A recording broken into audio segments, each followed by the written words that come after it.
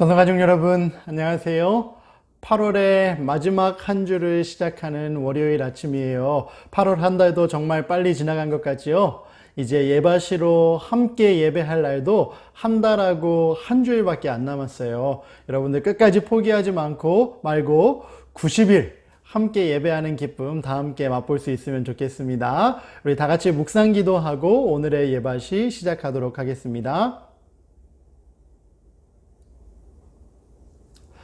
이번 한 주간 새로운 찬미를 또 한번 배워보고 또 불러보려고 하는데요. 383장 예수만 바라보세, 예바시와 가장 잘 어울리는 찬미 제목이 아닐까 생각하는데요. 여러분, 이 찬미 익숙치 않은 분들이 많이 있을 텐데 우리 함께 불러보면서 이번 한 주간 예수님 바라보기로 결심하는 시간 될 수 있으면 정말 좋겠습니다. 우리 어린이들도 함께 배워보면서 열심히 찬양할 수 있으면 좋겠습니다. 예수만 바라보세, 예수만 쳐다보세, 믿음의 주 되신 예수만 바라보세, 예수만 생각하세, 예수만 신뢰하세, 믿음의 주 되신 예수만 바라보세. 3절도 함께 하겠습니다. 예수만 품어보세, 예수만 모셔보세, 믿음의 주 되신 예수만 바라보세. 여러분, 오늘 하루도 믿음의 주인 되시는 예수님만 바라볼 수 있는 행복한 하루 될 수 있게 되기를, 그리고 행복한 한 주 될 수 있게 되기를 목사님 간절히 기도하겠습니다. 오늘 어제에 이어서 제2편 세 번째 이야기 토론이 벌어지다 라는 챕터의 내용 함께 마무리하도록 하겠습니다. 77페이지 죄송합니다. 77페이지 중간 부분부터 함께 읽도록 할게요. 예루살렘에 이르러 그들은 사도들과 장로들과 교회의 환영을 받으며 하나님께서 그들과 함께 하신 일들을 보고했습니다. 선교여행을 마치고 다시 안디옥이라는 곳으로 돌아와서 선교 보고를 마친 이 바울과 바나바가 이제 교회의 중심이었던 예루살렘으로 돌아와서 선교 보고를 하게 되는 이야기를 우리가 살피게 될 거예요. 그런데 이상하게도 그들의 보고를 듣고도 별로 기뻐하지 않는 사람들이 있었어요. 어떤 사람들은 이방인들이 그리스도인이 되기 전에 먼저 유대인처럼 모세의 율법을 지켜야만 한다고 우겨대는 것이었습니다. 여러분, 유대인들이 그리스도인들이 되기는 했지만 여전히 그들 마음속에 있었던, 예전부터 가지고 있던 생각, 이방인들은 하나님의 구원을 받을 수 없어, 그 구원의 축복은 우리만을 위한 거야 라는 그 생각이 완전히 사라지지 않았던 사람들이 있었던 것 같아요. 그래서 이 사람들이 이야기하기를, 이방인들이 만약 우리와 같은 특권을 누리기 원한다면 그들도 우리 유대인들이 지키는 모세의 율법을 다 지켜야 돼. 그리고 무엇보다 할례를 받음으로써 그 사람들도 유대인들과 같은 선택을 했다는 증거를 보여줘야 돼 라고 고집을 부리는 사람들이 있었어요. 그러나 그 사람들을 향해 바울이 이야기했습니다. 그렇지 않습니다. 그것은 모두 틀린 말입니다. 그리스도께서는 그러한 것들을 하라고 한 번도 요구하시지 않았습니다. 바울은 딱 잘라서 이야기했습니다. 그러나 두 가지 의견이 너무나 팽팽하게 맞섰기 때문에 마침내 사도들은 회의를 열게 되었습니다. 이것이 그리스도 교회에서 열린 최초의 회의였습니다.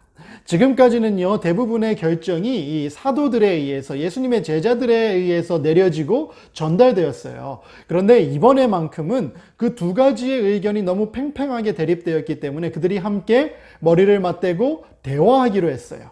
이것이 바로 기독교 역사에서 처음으로 등장하는 예루살렘 회의라는 아주 중요한 회의예요. 야고보 의장의 사회 아래 회의는 진행되었습니다. 야고보가 그 사람들에게 의견을 발표할 수 있는 시간을 주었어요.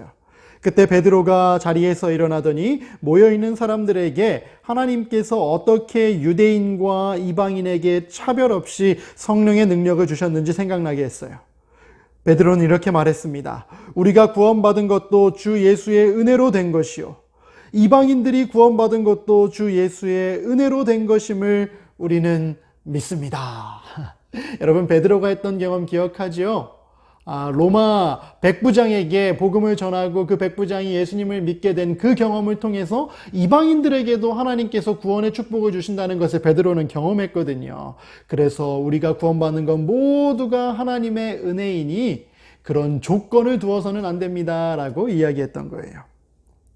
그러자 바나바와 바울은 하나님께서 자기들을 통하여 이방인들 가운데서 행하신 모든 표적과 기적들을 보고하였습니다.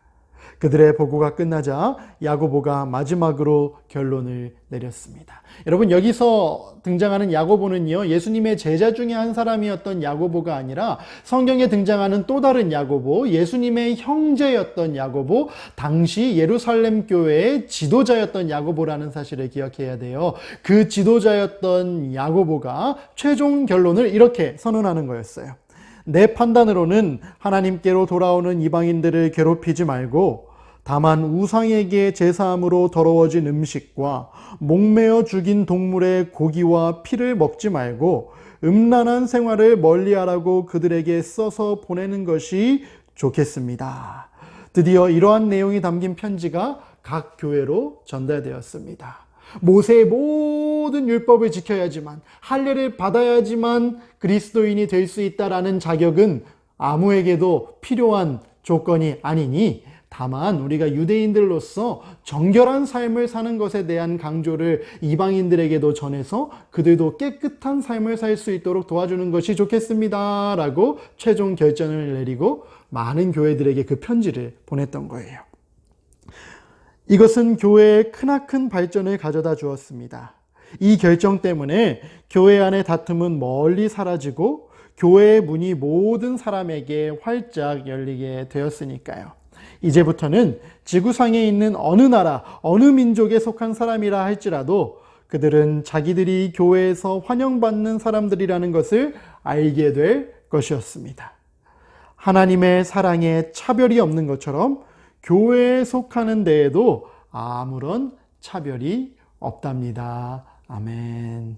오늘 우리는 성경 이야기를 통해서 기독교 역사에서 처음 진행되었던 큰 회의, 예루살렘 회의에 대한 이야기를 살펴보았고, 누구든지 하나님의 교회의 가족이 되는 데 있어서 다른 조건이 있는 것이 아니라 예수님을 개인의 구주로 받아들이는 확실한 믿음만 있으면 된다는 차별 없는 하나님의 사랑이 있다는 사실을 오늘 살펴보게 되었어요. 이 말씀을 우리 마음속에 잘 기억하면서 오늘 내용 정리하고 마치도록 하겠습니다. 첫째, 시작. 교회에 갈등이 생겼을 때 함께 모여 토론하며 가장 좋은 해결책을 찾기 위해 노력하도록 하나님께서 지혜를 주셨어요. 한 사람의 독단적인 결정이 아니라 대립되는 의견이 있을 때 함께 모여 기도하며 회의하고 결정하는 것, 민주적인 의사결정 방법, 하나님께서 주신 지혜였다는 것 감사하면서 우리도 그렇게 우리의 교회의 여러 문제들과 어려움들을 해결해 나갈 수 있는 믿음의 가족들이 될 수 있으면 좋겠습니다. 두 번째, 같이 읽어볼까요? 시작.